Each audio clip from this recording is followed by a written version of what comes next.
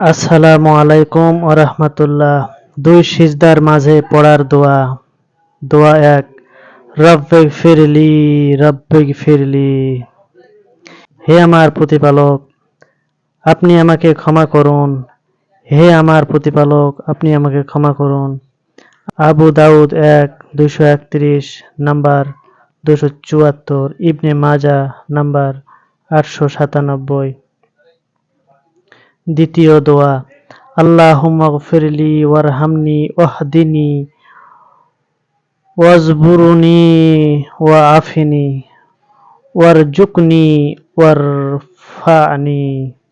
হে আল্লাহ, আপনি আমাকে ক্ষমা করুন, আমার প্রতি দয়া করুন, আমাকে সঠিক পথে পরিচালিত করুন, আমার সমস্ত ক্ষয়ক্ষতি পূরণ করে দিন, আমাকে নিরাপত্তা দান করুন, আমাকে রিজিক দান করুন এবং আমার মর্যাদা বৃদ্ধি করুন।